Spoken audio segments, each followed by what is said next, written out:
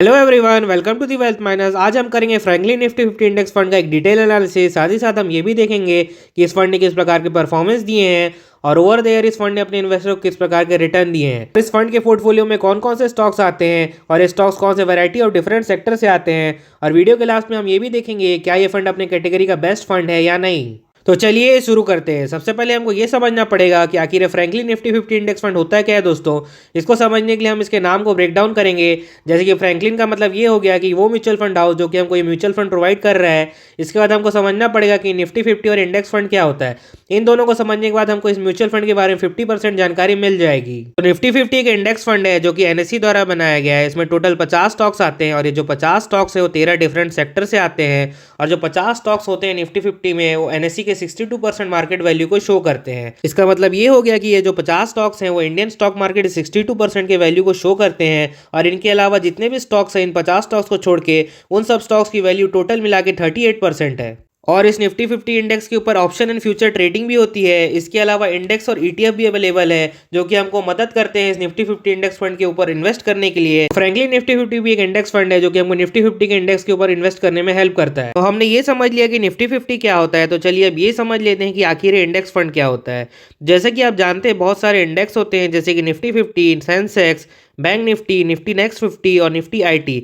तो जब कोई mutual fund house in index के ऊपर इन्वेस्ट करता है तो उस म्यूचुअल फंड को हम इंडेक्स फंड बोलते हैं। तो इंडेक्स फंड के फंड मैनेजर को कोई स्टॉक नहीं पिक करना होता, उसे सिंपली इंडेक्स को कॉपी करना होता है और उन्हीं स्टॉक्स में इन्वेस्ट करना होता है जो कि इस इंडेक्स का पार्ट है। तो आगे हम अभी ये भी देखेंगे कि कौन कौन से स्टॉक्स हैं जो कि इस इंडेक्स का पार्ट है। किसी भी इंडेक्स फंड का जो रिटर्न है वो अपने इंडेक्स के बराबर ही होता है, उससे ज्यादा वो रिटर्न नहीं दे सकता। तो आप समझ चुके होंगे कि फ्रैंकलिन निफ्टी 50 इंडेक्स फंड किस प्रकार के स्टॉक्स में इन्वेस्ट करता है और इस म्यूचुअल फंड की इन्वेस्टमेंट फिलोसॉफी क्या है। तो चलिए अब हम ये जान लेते हैं कि आप किस तरह से यूज कर सकते हैं निफ्टी 50 के इंडेक्स फंड को अपने इन्वेस्टमेंट जर्नी के लिए। सबसे पहला यूज तो ये हो गया, जैसा कि आप जानते हैं कि निफ्टी 50 इंडियन मार्केट को रिप्रेजेंट करता है। तो अगर आप निफ्टी 50 में इन्वेस्ट करते हैं तो आप डायरेक्टली इंडिया में इन्वेस्ट कर रहे हैं। और दूसरा यूज ये हो सकता है निफ्टी 50 के इंडेक्स का, मान लीजिए जैसे कोविड के समय मार्केट बहुत ज्यादा डाउन हो गया था सडनली और वहां से रिकवरी भी बहुत तेज आई थी। तो अगर आपको पता है कि आज मान लीजिए निफ्टी 50 5% टू 10% डाउन हो गया है तो आपको लगता है कि यहाँ से मुझे इन्वेस्ट करना चाहिए और निफ्टी 50 में बहुत जल्दी फास्ट रिकवरी आने वाली है,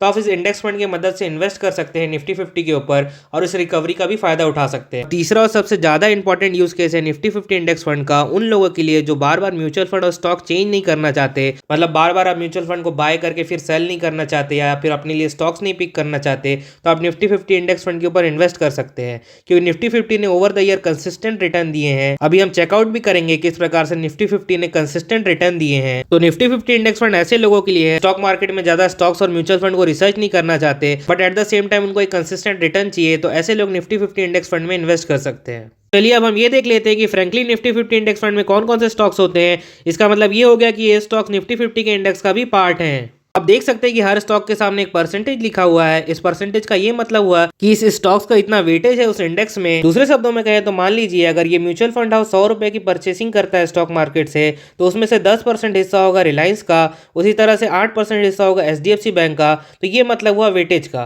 तो चलिए अब हम लाइन से देख लेते हैं कौन कौन से स्टॉक्स है जो कि इस फंड का पार्ट है। तो सबसे पहला स्टॉक्स है रिलायंस इंडस्ट्रीज, फिर आता है HDFC bank, ICIC bank, Infosys, HDFC, फिर आता है TCS, ITC, Kotak bank, HUL और लार्सन एंड टूर्बो। तो ये थे टॉप 10 स्टॉक जो कि निफ्टी 50 के इंडेक्स का पार्ट है। इसके अलावा 40 और स्टॉक्स हैं जो कि निफ्टी 50 के इंडेक्स का पार्ट है। अगर आपको पूरे 40 स्टॉक्स का नाम देखना है तो आपको वीडियो का लिंक डिस्क्रिप्शन में मिल जाएगा, वहां पर आपको निफ्टी 50 इंडेक्स के पूरे स्टॉक्स का नाम मिल जाएगा सेक्टर वाइज। तो आपको मैं अब ये बता देता हूं कि मैंने आपको ये टॉप 10 कंपनीज के नाम ही क्यों बताए। जो निफ्टी 50 में जो टॉप 10 स्टॉक्स है उनका वेटेज ही 60% होता है और बाकी के जो 40 स्टॉक्स है उनका सबको मिलाने के बाद ही 45% का वेटेज होता है। इसका मतलब ये हुआ कि जो बाकी के 40 स्टॉक्स है उनका ज़्यादा से ज़्यादा 1 to 1.5% का वेटेज होगा और जो टॉप 10 स्टॉक्स है उनका 50 to 56% का वेटेज है। तो जो भी निफ्टी 50 का मूवमेंट होता है अप या डाउन, उसमें ज़्यादातर ये टॉप 10 स्टॉक ही रिस्पॉन्सिबल होते हैं। तो हमने यहाँ पे स्टॉक्स के नाम देख लिए, तो चलिए अब हम ये देख लेते हैं जो स्टॉक्स है कौन कौन से सेक्टर से आते हैं। तो यहाँ पे मैंने टॉप 5 सेक्टर लिख लिए हैं जिससे कि निफ्टी 50 में स्टॉक्स आते हैं। तो पहला सेक्टर है फाइनेंशियल जिससे कि 11 कंपनीज आती है, ऑटोमोबाइल से 6 कंपनी आती है, इंफॉर्मेशन टेक्नोलॉजी से 5 कंपनीज आती है, हेल्थ केयर सेक्टर से 5 कंपनी आती है और एफएमसीजी सेक्टर से 5 कंपनी आती है। इसके अलावा 8 और सेक्टर है जो कि निफ्टी 50 के इंडेक्स का पार्ट है, उनके नाम आपको इस वीडियो में मिल जाएंगे। किसी भी इंडेक्स फंड को समझने के लिए उसके लिए हमको 2-3 टर्म को समझना पड़ेगा। उसी में जो पहला टर्म आता है वो एक्सपेंस रेशियो। एक्सपेंस रेशियो का ये मतलब होता है कि वो पर्टिकुलर म्यूचुअल फंड हाउस हमसे कितने पैसे लेगा इस म्यूचुअल फंड को मैनेज करने के लिए।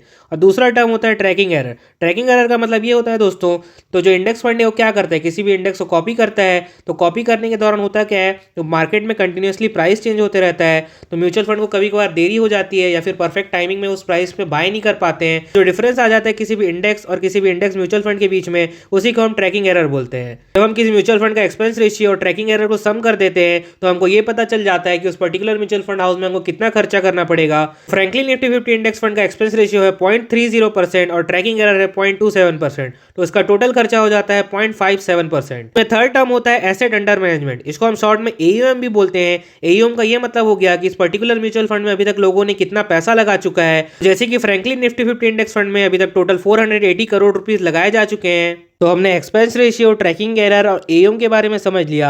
अब इन तीनों की मदद से हम अपने लिए best Nifty 50 index fund select करेंगे।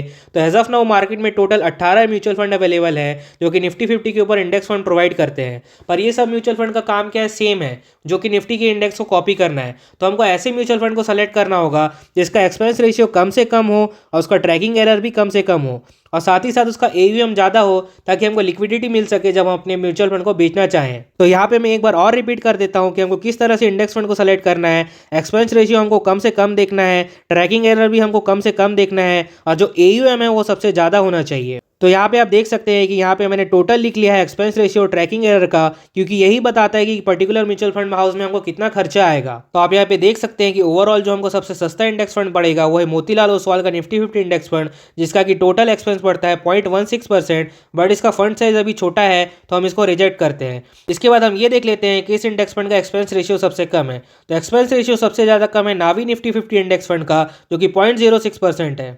और ट्रैकिंग एरर के मामले में एसबीआई और यूटीआई का जो इंडेक्स फंड है दोनों का जो ट्रैकिंग एरर है वो 0.03 और 0.03% है। तो ट्रैकिंग एरर के मामले में ये दोनों म्यूचुअल फंड अच्छे हैं। वहीं पे अगर एयूएम देखें तो सबसे ज्यादा यूटीआई का है, उसके बाद एसबीआई का, फिर आता है नावी निफ्टी 50 इंडेक्स फंड। तो हमको ये सेलेक्ट करना है इनमें से जो हमारे लिए बेस्ट म्यूचुअल फंड कौन सा रहेगा। मैं आपको ये सजेस्ट करूंगा कि आपको ऐसे म्यूचुअल फंड हाउस को सिलेक्ट करना चाहिए जिसका फंड साइज बहुत ज्यादा हो और साथ ही साथ उसका एक्सपेंस रेशियो ट्रैकिंग एरर भी कम हो। मैं आपको लाइन से बता देता हूँ, अगर मुझे पिक करना हो कि कौन सा बेस्ट इंडेक्स फंड है निफ्टी 50 के लिए तो मैं क्या पिक करूंगा। तो मैं सबसे पहले एसबीआई और यूटीआई में से कुछ भी सेलेक्ट कर लूंगा। बट यहाँ पे हमको एसबीआई में जो ओवरऑल एक्सपेंस कम लग रहा है 0.02% का, तो इसलिए मैं पहले प्रेफरेंस में एसबीआई को रख लेता हूँ और दूसरे प्रेफरेंस में यूटीआई को रख लेता हूँ। और जो आपका जो तीसरा प्रेफरेंस होगा नावी निफ्टी 50 इंडेक्स फंड।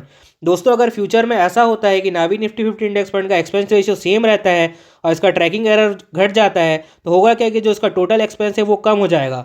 उस पर्टिकुलर टाइम में हमारे लिए नावी निफ्टी 50 इंडेक्स फंड सबसे अच्छा रहेगा। बट अगर हम अभी की बात करें तो आप यूटीआई या एसबीआई किसी के साथ भी जा सकते हैं। तो पहले हमने 18 निफ्टी 50 इंडेक्स फंड में से 5 को सेलेक्ट किया था, उसमें से हमने यहाँ पे 3 को शॉर्टलिस्ट कर लिया है। तो चलिए अब हम ये देख लेते हैं कि ये तीनों इंडेक्स फंड किस तरह से बेटर है Franklin India Nifty 50 index fund. तो सबसे पहले यहाँ पे हम एक्सपेंस रेशियो देख लेते हैं। तो फ्रैंकलिन का जो एक्सपेंस रेशियो है 0.30% है, जो कि बहुत ज़्यादा है एज कम्पेयर टू बाकी तीनों। उसके बाद यहाँ पे हम ट्रैकिंग एरर को चेक कर लेते हैं। तो फ्रैंकलिन का ट्रैकिंग एरर है 0.27%। पे आप देख सकते हैं यूटीआई और एसबीआई का जो ट्रैकिंग एरर है वो मात्र 0.03 और 0.03% है और नावी का भी ट्रैकिंग एरर मात्र 0.12% है। मामले में भी जो फ्रैंकलिन का निफ्टी 50 इंडेक्स फंड है वो बेटर नहीं है। बाद यहाँ पे हम टोटल एक्सपेंस के ऊपर देख लेते हैं। तो यहाँ पे आपको फ्रैंकलिन में 0.57% का एक्सपेंस देना पड़ेगा। वहीं पे बाकी म्यूचुअल फंड में आप देख सकते हैं इसके कंपैरिजन में हमको यहाँ पे कम एक्सपेंस करना होगा। अगर हम यहाँ पे एयूएम की बात करें तो एयूएम यहाँ पे है फ्रैंकलिन का 460 करोड़। वहीं पे आप यूटीआई और एसबीआई का देख सकते हैं, इनका एयूएम ज़्यादा है एज कम्पेयर टू फ्रैंकलिन। जिस भी इंडेक्स फंड का एयूएम सबसे ज़्यादा होगा उसका ट्रैकिंग एरर उतना ही कम होगा। तो किसी भी इंडेक्स फंड को सेलेक्ट करते हुए हमको उसका ट्रैकिंग एरर और एयूएम जरूर देखना चाहिए। निफ्टी 50 इंडेक्स फंड के लिए जो सबसे बेस्ट इंडेक्स फंड है वो है यूटीआई निफ्टी 50 इंडेक्स फंड। तो हमने फ्रैंकलिन निफ्टी 50 इंडेक्स फंड के बारे में पूरी जानकारी ले ली और हमने ये भी देख लिया कौन सा बेस्ट निफ्टी 50 इंडेक्स फंड रहेगा हमारे लिए। तो अब हम ये देख लेते हैं निफ्टी 50 इंडेक्स ने ओवर द ईयर किस प्रकार के रिटर्न दिए हैं। तो एक साल में निफ्टी 50 इंडेक्स ने 20% के रिटर्न दिए हैं, 3 साल में 15% के रिटर्न दिए हैं, 5 साल में 14% के रिटर्न दिए हैं, 10 साल में 13% के रिटर्न दिए हैं और 15 सालों में 14% के रिटर्न दिए हैं। दोस्तों जो यहाँ पे रिटर्न लिखे हैं ये CAGR टर्म है। इसका मतलब ये हुआ कि अगर निफ्टी 50 इंडेक्स ने 5 साल में 14% का रिटर्न दिया है, आप 14% के रिटर्न को आप ऐसे समझ सकते हैं कि अगर आपको 5 साल तक 14% का रिटर्न मिलेगा तो आपके पैसे ऑलमोस्ट डबल हो जाएंगे। निफ्टी 50 के हिस्टोरिकल रिटर्न को देख के हमको ये पता चलता है कि निफ्टी 50 ने रेगुलर रूप से 14% का रिटर्न दिया है। इसका मतलब यही हुआ कि निफ्टी 50 ने हर 5 सालों में आपका पैसा डबल किया है। वीडियो के एंड में चलिए हम निफ्टी 50 के इंडेक्स के चार्ट को भी देख लेते हैं। मैं आपको 2-3 जगह पॉइंट आउट करके बताऊंगा जहां पे निफ्टी ने अपना बहुत ज्यादा लो देखा था, पर फिर भी वहां से उसने सिर्फ बाउंस बैक ही किया। यहाँ पे आप देख सकते हैं 2008 में निफ्टी यहाँ पे बहुत अच्छी तरह से गिरा हुआ था। यहाँ पे आप देख सकते हैं यहाँ पे फॉल आया था। उसके बाद 2013 या 14 के आसपास भी यहाँ पे थोड़ा फॉल आया था, और कोविड में आप जैसे कि जानते हैं 2020 के समय यहाँ पे फॉल आया था। पर हर फॉल के बाद निफ्टी 50 ने अच्छे खासे रिटर्न दिए हैं। ओवरऑल निफ्टी 50 ने पिछले 30 सालों में रेगुलरली 14% के रिटर्न दिए हैं। तो अगर आपको ये 14% के रिटर्न अच्छे लगते हैं तो आप निफ्टी 50 के इंडेक्स फंड में इन्वेस्ट कर सकते हैं। इस वीडियो में हमने निफ्टी 50 इंडेक्स फंड के बारे में पूरी जानकारी ली। इसके अलावा एनएससी ने बहुत सारे इंडेक्स बना के रखे हुए हैं, जैसे कि निफ्टी नेक्स्ट 50 हो गया, निफ्टी 100 हो गया, निफ्टी 200 हो गया, निफ्टी बैंक हो गया, आईटी हो गया, ऑटो हो गया और मेटल हो गया। आपको इनमें से किसी भी इंडेक्स के बारे में डिटेल में जानकारी चाहिए, इनमें कौन से स्टॉक्स आते हैं इनके बारे में जानना है, इंडेक्स से रिलेटेड प्लेलिस्ट का लिंक आपको वीडियो के डिस्क्रिप्शन में मिल जाएगा, वहां जाके इन वीडियोस को देख सकते हैं। तो अगर आपको ये वीडियो पसंद आया हो तो वीडियो को लाइक कीजिए, चैनल को सब्सक्राइब कीजिए। अगर आपका कोई भी डाउट होगा तो कमेंट सेक्शन में पूछना ना भूलिए।